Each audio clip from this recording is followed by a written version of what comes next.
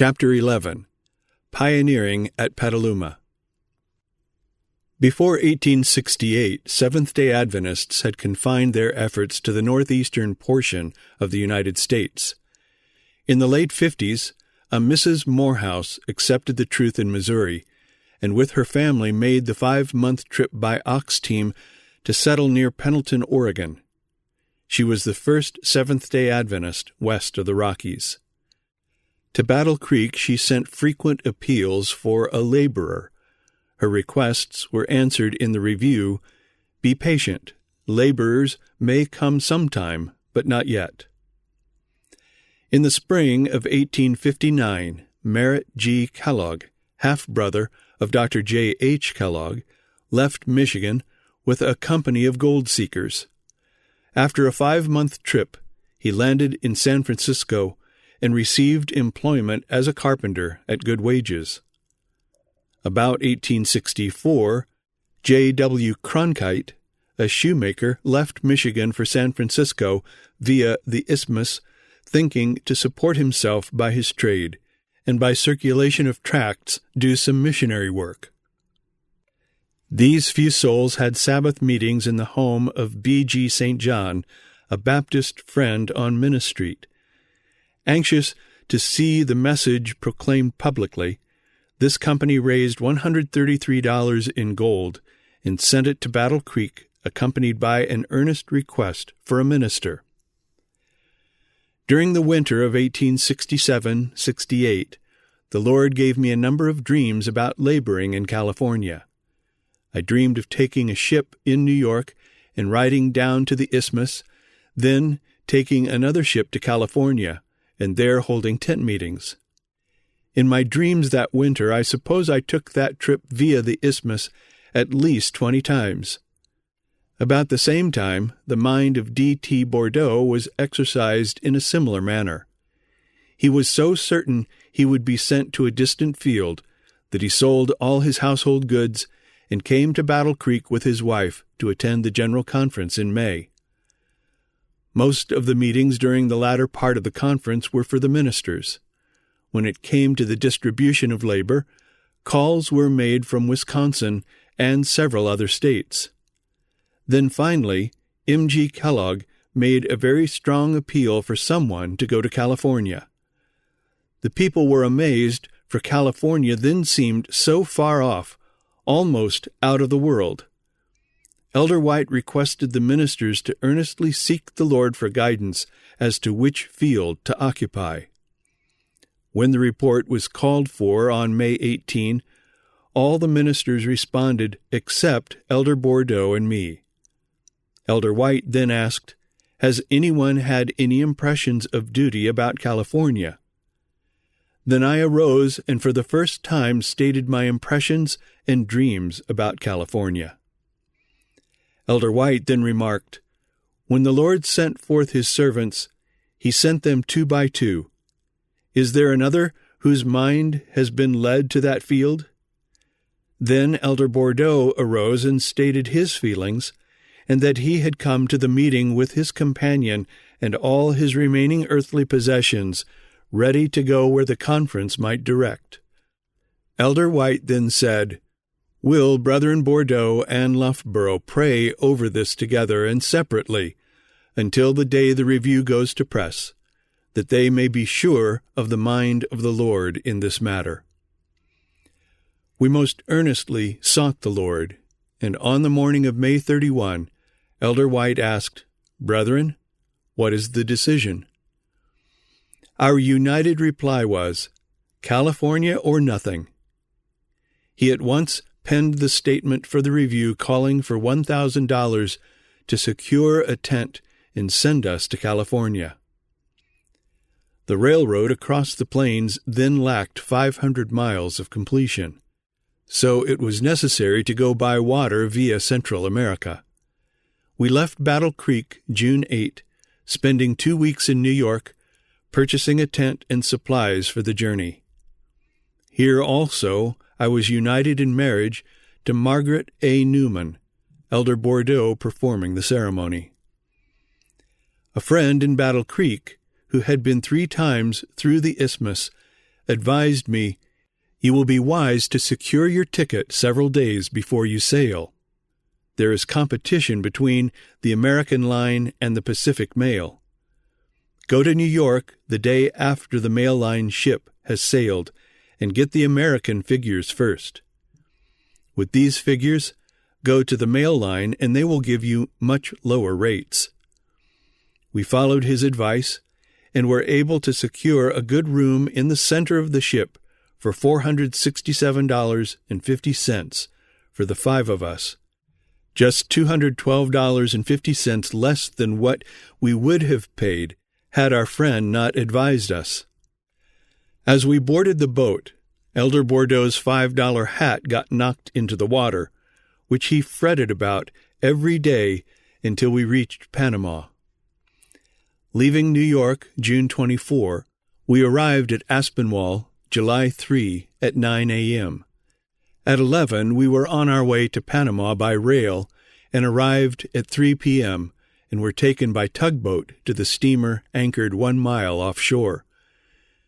We were told the steamer would soon leave for California, but it lay at anchor for 2 days. This steamer, the Golden Gate, was the largest the company owned. The next boat to make the trip was a small one, so our ship took on all the slow freight it could to make it easier for the next ship. Our steamer arrived at San Francisco at 10 a.m. Sabbath, July 18, after 24 days' travel from New York. As Brother Kellogg had given us the address of the St. John's family, with the assurance they would entertain us, Elder Bordeaux went to Prospect, while I remained with the family until the trunks came from the steamer. He soon returned, stating he had found the few Sabbath keepers just assembling for meeting, and that they adjourned until we should arrive. An expressman took us with our trunks to St. John, where we were made welcome and had a brief Sabbath meeting as our introduction to California. When Elder White made the call in the review for $1,000 to send us to California with a new tent, one of the New York City journals immediately grasped it as a news item and stated in their paper that 2 evangelists were about to sail for California to hold religious services in a large tent. In Petaluma there was a group of worshipers who called themselves independents, who had separated from various churches, feeling they could not fellowship with their formality and pride. When they saw the notice of the evangelists coming with a tent, they prayed that if these were the Lord's servants, they might have a prosperous journey. The night following their prayer meeting, one of their prominent members, Mr. Wolfe, was given a very impressive dream. He saw gloom and darkness settled all over the surrounding country. While considering this, he saw 2 men building a fire which brought cheer to the inhabitants. As the fire blazed brightly and his people were rejoicing in the light, he saw all the ministers of Petaluma come with brush and grass, throwing it upon the fire to extinguish the flames. But the more they tried to put out the fire, the brighter it burned. While the ministers were trying to put out the first fire, the 2 men had started a second. This process was repeated until the men had kindled 5 fires. The ministers lamented, "The more we put out the fires, the brighter they burn. There is no use trying to publicly oppose these men, for they get the advantage of us every time." Then Mr. Wolfe dreamed that the 2 men were the ones who were coming with the tent. He related his dream to his brethren, telling them he must see these evangelists on their arrival, for if they were the men of his dream, he would surely know them. We were not expecting our tent until 2 weeks after our arrival. What was our surprise on the morning of July 20, as Elder Bordeaux and I took a walk to the Pacific Mail Wharf, to see the sacks containing our tent had come on the same steamer with us. Here was another providence. Our tent was among the extra freight put on at Panama for which we had paid only slow freight rates. Since our tent had come, we hurried to get side poles, ropes, lamps, and fixtures ready. We had the tent moved to St. John's and began to study and pray about where to erect it. The few Sabbath keepers were anxious that our first effort be held there, but when we prayed about it, our minds were impressed to go to the northwest, away from San Francisco. With all our searching in the city, we found only one place that could be secured, and the owner of the lot asked $40 a month. That settled the question about beginning in San Francisco at that time. Thus matters stood until July 27, when Mr. Huff, one of the Independents of Petaluma, called at St. John's and inquired if there were 2 ministers with a tent staying with him. How did he so quickly find us in a city then numbering 175,000? On his way down, he had been impressed to go at once to the Pacific Mail and inquire if a tent had come on the last steamer from Panama. As he asked where was the tent, the very drayman who had moved the tent came into the warehouse and directed him to Minna Street. So in 30 minutes from the time Mr. Huff landed in San Francisco on the Petaluma steamer, he had found us. We went to Petaluma the next day.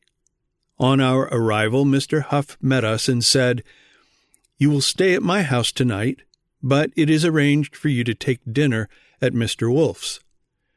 We learned afterward that this was planned so that Mr. Wolfe could see if the 2 men were the ones he had seen in his dream. When he saw us coming, he said to his wife, "There they are. Those are the identical men I saw in the dream." That settled the matter for that company, and they did all they could in securing rooms for us and arranging for our tent meetings. On August 3, we settled in housekeeping rooms belonging to one of the Independents. Petaluma had been under smallpox quarantine for a month. Our efforts was among the first public gatherings after the quarantine was lifted. Our tent services opened Thursday evening, August 13, with an attentive crowd. On our arrival in San Francisco, a letter from Sister White was awaiting us with counsel about our manner of labor in California. In New England, Elder Bordeaux and I had been very careful to make ends meet, but her counsel now was, "You cannot labor in California as you did in New England. Such strict economy would be considered penny-wise by the Californians. Things are managed there on a more liberal scale. You will have to meet them in the same liberal spirit." The smallest coin then used in California was 10 cents. When people saw our tracts at 1 and 2 cents each, they asked, "Do you expect to sell these? There are no cents in circulation here." We replied, "Then we can give them away."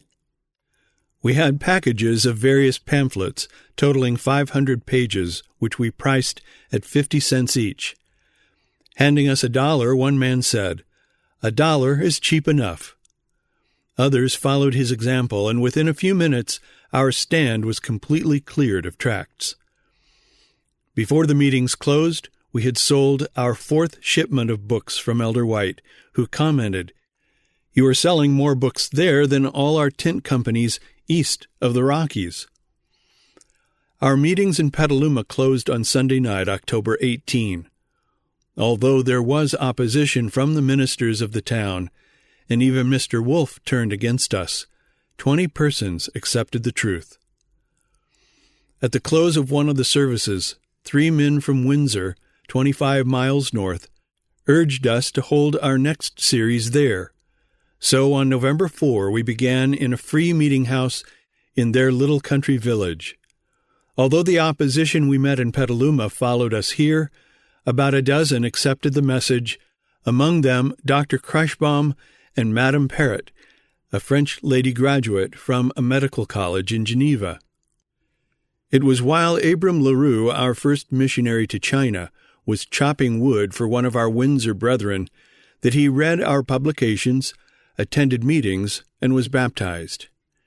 J. F. Wood of Walla Walla, Washington, had moved to California to get rid of the Sabbath urged upon him by an Adventist neighbor. He rented a farm near Windsor and, strangely enough, attended our meetings. Here he accepted the Sabbath and later returned with his family to Walla Walla, where he held meetings and organized a church. Mr. Lytaker, a Petaluma blacksmith, accepted the message and traded his home for 40 acres west of Santa Rosa, where he moved and set up shop. Many teamsters from Santa Rosa passed his place daily and gave him more business than ever before. Soon he sent an earnest request for us to hold meetings and secured the Blakely Schoolhouse in his neighborhood.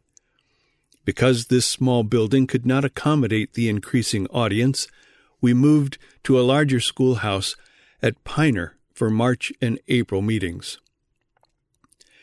The people showed great interest, despite heavy rains and bad roads, but the creek in the valley swelled so high that it washed away bridges or covered them with water. To meet this problem, we conducted meetings on both sides of the creek, speaking at Lytaker's every other day and at the schoolhouse every evening.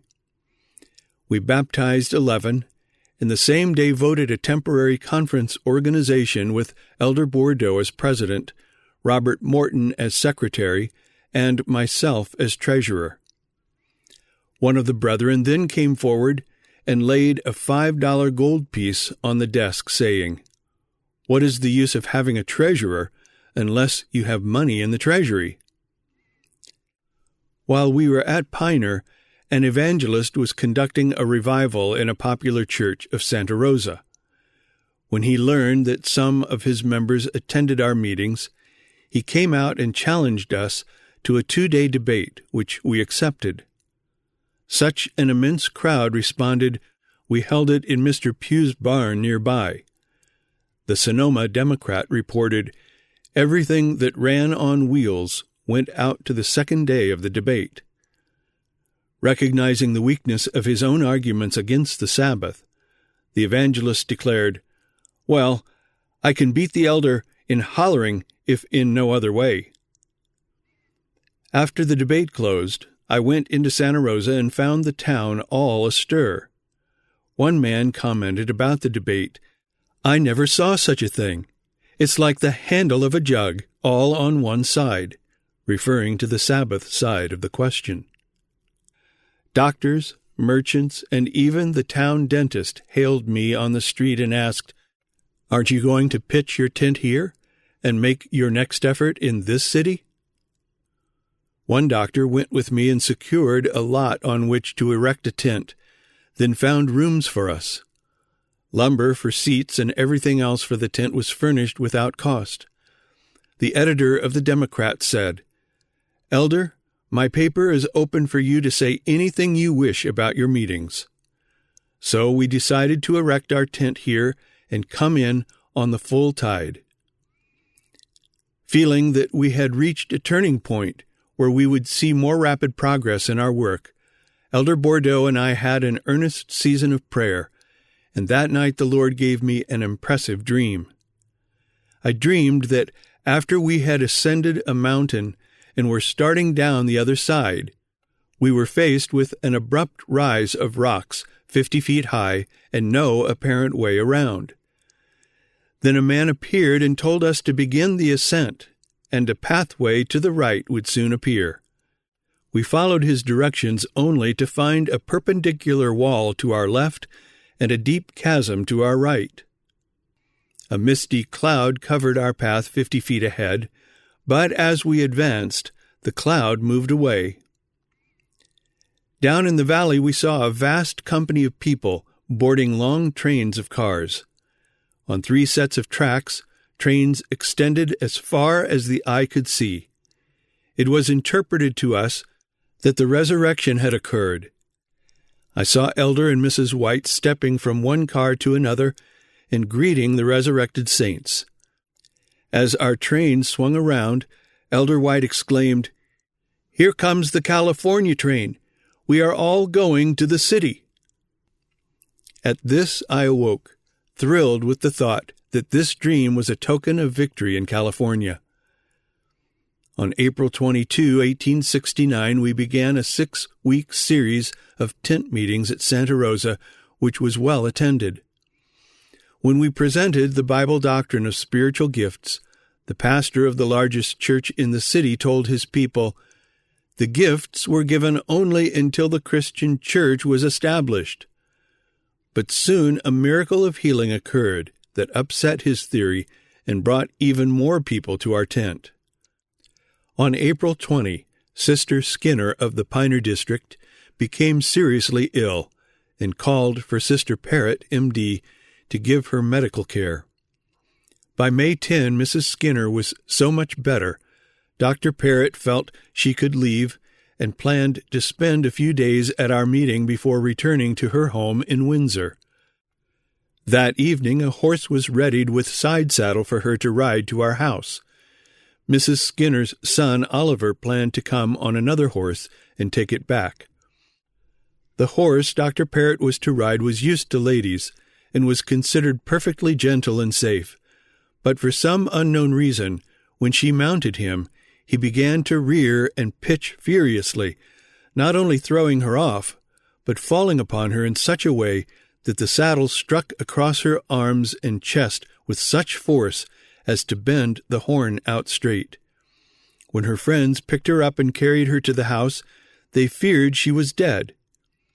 She regained consciousness, but could not speak above a whisper. When someone suggested they send for a doctor, she replied, "No, a doctor can do me no good. Send for the ministers at the tent. If they come and pray, the Lord will heal me." Just as Elder Bordeaux and I were about to open our evening service, Oliver arrived with Dr. Parrott's request. Thinking it unwise to send our congregation home, we promised to come as early as possible in the morning. Taking my wife along, we left before dawn with Jackson Ferguson driving his wagon. On arrival, we learned that her condition had required 4 attendants to care for her during the night. She whispered to us, "Anoint me and pray, and the Lord will heal me." As we prayed, commending her to the great physician, my wife anointed her. Soon Dr. Parrott began to pray in a loud voice, clapped her hands, and said, "I am healed." She arose, dressed herself, and walked to another room to see Mrs. Skinner, after which she helped get dinner. She rode in a chair on a lumber wagon into Santa Rosa, where she attended the evening service free from all pain. Oliver Skinner, who called himself an infidel, was astonished and became a good witness to many inquirers. But we were not left with simply one demonstration of the Lord's willingness to heal. Mr. Ferguson's sister-in-law, a bedfast invalid and unable to attend meetings, requested us to come to her house and present some of the things we were teaching at the tent. So we hung our charts beside her bed and gave her a synopsis of our meetings, returning once a week throughout the month of May. On May 26, Father Ferguson was to be baptized in Santa Rosa Creek, about 200 feet from their door. Both of the sons were there with their families. The invalid daughter-in-law said, "I too want to be baptized. The Lord, who has heard my prayers and forgiven my sins, will give me strength to be baptized." She was dressed for the occasion, placed in a chair in a wagon which was then driven into the water. Elder Bordeaux took one side of the chair and I the other and carried her to the proper depth. As we raised her from the water, she shouted, "Glory!" her face radiant with the light of heaven. She then walked to the wagon and got in without assistance. She made her own change of clothing at her house, declared herself free from illness, and prepared dinner for the company. Great was the astonishment of the people on Sabbath to see this sister come to the meeting in a lumber wagon, sit on hard board seats all through the services, return to the evening meeting, then home again in that uncomfortable wagon. We next moved our tent to Healdsburg, yet at the same time continued meetings at Piner. Here opposition came from an unexpected source: the parents and in-laws of some of our converts. Since Jackson Ferguson was one of the trustees of the Monroe Schoolhouse and had obtained a favorable reply from a second trustee, he announced a meeting there for the next Sabbath. As I rode to my appointment early Sabbath morning, I passed a man going to Santa Rosa with a load of wood. He shouted, "Elder, you are going to have trouble today. Old Mr. Morton will not let you in the schoolhouse. I'm going with my load of wood, but will stop and see how it all comes out." When I arrived at 10 o'clock, I tied my horse behind the building and walked in. Only the women were inside. The men were all out in the street talking with Mr. Morton, who was so excited he did not see me enter. He said, "Loughborough shall not go into that house today." "But he is in there already," one of the men laughed. Hearing this, Morton rushed in, seized me by the arm, and shouted, "Get out of this house, you liar, you thief, you blasphemer!" He pulled me to the door, and with a push sent me into the street. "What do you mean by these charges?" I asked the enraged man. He replied, "You lied in saying that the wicked will be burned up, root and branch." I calmly responded, "Those are the words of Malachi 4, verse 1. Then he said, "You are a thief. You stole my son. You are a blasphemer in teaching that the soul is not immortal." When I made reference to a few scriptures, he began to swing his cane over my head as though he would strike me and yelled, "You are Mormons." One of the men standing by began to pull off his coat, saying, "Elder, let me pitch into that man. He shall not abuse you so." "Just keep your coat on," I said. "He's really helping us more than he is hurting us." Then turning to Morton, I asked, "How is it that I am turned out of the house when I had the consent of 2/3 of the trustees?" He replied, "I am one of the trustees, but I have changed my mind." Adjoining the school grounds was a grove of live oaks, one of which had wide-spreading branches providing 60 feet of shade. Here, under this tree, our people gathered and sat upon the grass for the Sabbath services. The opposition of Mr. Morton made possible a building of our own. The owner of the 2 lots upon which the tent had been pitched deeded us the ground and also gave $500. Then many promised cash donations, and a contractor offered to superintend the erection of the building. Since the Piner Schoolhouse had always been open for religious services, we announced the next Sabbath meeting to be held there, unaware of new opposition from Mr. Pugh, father of 2 recent converts. Pugh now shared Morton's sentiments that we were Mormons. After assisting Elder Bordeaux with the Healdsburg meetings during the week, I prepared for the Sabbath service at the Piner Schoolhouse. My wife said, "I am deeply impressed that there is trouble ahead. I'm going with you tomorrow." Sabbath morning, June 19, we went with our horse and buggy to Mr. Skinner's, arriving at 7 a.m. Here we learned that Mr. Pugh had nailed shut the windows and doors of the schoolhouse, saying, "Loughborough shall not enter this place again." He had also sharpened a huge butcher knife and prepared a long club to waylay me and kill me. After breakfast, we saw him armed with knife and club pass the house, taking the road along which we had just come from Healdsburg. Of course, he did not expect us until about meeting time. I said to Mrs. Skinner, "I hope he will have a good time up the road, waiting for me."